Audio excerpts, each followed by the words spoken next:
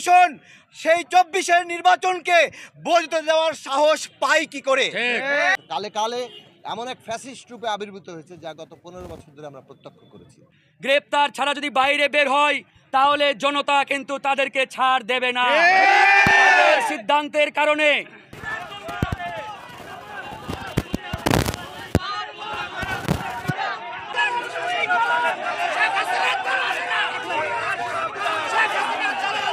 যে এই আওয়াল কমিশনের নির্বাচন এবং তার সকল স্বাক্ষর অবৈধ কিনা, স্বাধীন বাংলাদেশে 5 তারিখের পরে যত স্বাক্ষর করেছে তা অবৈধ কিনা আপনাদেরকে এই প্রশ্ন করছি। আমি গণ অধিকার পরিষদের একজন যুগ্ম সদস্য সচিব। আমি গণ অধিকার পরিষদ জিওপির কোনো সদস্য না। আপনাদেরকে একটা প্রশ্ন করছি, কোনো দল আবেদন না করলে সেই দল নিবন্ধন পাওয়ার অধিকার পায় কিনা? আপনারা বলবেন। আবেদন ছাড়া এই নির্বাচন কমিশন গত 3 দিন আগে একটি প্রজ্ঞাপন দিয়েছে, যে দলের নির্বাচনের আবেদন দেখিয়েছে 22 সালের 30 অক্টোবর। অথচ সেই সময় এই দলের এই নামের কোনো অস্তিত্বই ছিল না।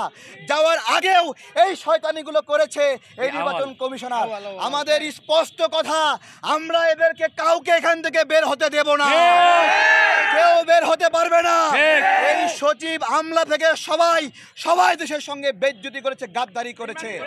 এবং আমরা আরো স্পষ্ট করছি, বর্তমানে যারা উপদেষ্টারা আছেন, সোজা কথা, এখন যে নির্বাচন কমিশন গঠন হবে, রাজনৈতিক দলগুলোর অংশীদারিত্বমূলক নির্বাচন কমিশন গঠন করতে হবে। কারণ আমরা দেখছি, গন্ধ পাচ্ছি, বিরাজনীতিকীকরণ করার একটা চেষ্টাও এখানে হচ্ছে কিছু। আমাদের সন্দেহ করার অধিকার রয়েছে, কারণ আমরা 1/11-র গন্ধ শুকে এসেছি। আমরা এর পরবর্তীতে অনেক নির্বাচনের গন্ধ শুকেছি, যেগুলো আমাদের বিরুদ্ধে, জনগণের বিরুদ্ধে কাজ হয়েছে। এখন আমরা দ্রুত আহ্বান জানাই, যে সকল অনিবন্ধিত দল রয়েছে তাদেরকে রাজনীতি করার সুযোগ দিতে হবে। 1% যে জনগণের সমর্থনের বিষয়ে এসেছে মাঠ পর্যায়ে, আমি হলফ করে বলতে চাই, এখন পর্যন্ত যে সকল রাজনৈতিক ব্যক্তিত্ব 1% সমর্থন নিয়ে নির্বাচন করেছে, তাদের কারো 1% সমর্থন সঠিক না, সব ভুয়া। একটা ভুয়া।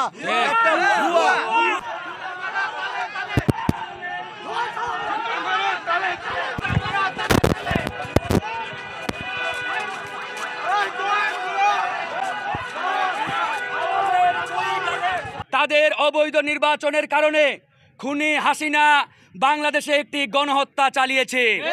এই গণহত্যায় বাংলাদেশে হাজার মানুষের জীবনহানি হয়েছে, অসংখ্য ছাত্রকে প্রাণ দিতে হয়েছে, শহীদ হতে হয়েছে। এই খুনি হাসিনাকে ক্ষমতার চেয়ারে বসার মূল কারিগর, মূল কমান্ডার হচ্ছে এই আওয়াল কমিশনের আওয়াল। তাই আমাদের স্পষ্ট দাবি, এই আওয়াল কমিশনকে আজকে সন্ধ্যার মধ্যে গ্রেপ্তার না করা হলে এদেশের ছাত্র জনতা এই আওয়াল কমিশনকে খুঁজে বের করে গণধোলাই দিয়ে আইনের আওতায়, আইনের হাতে তুলে দেবে।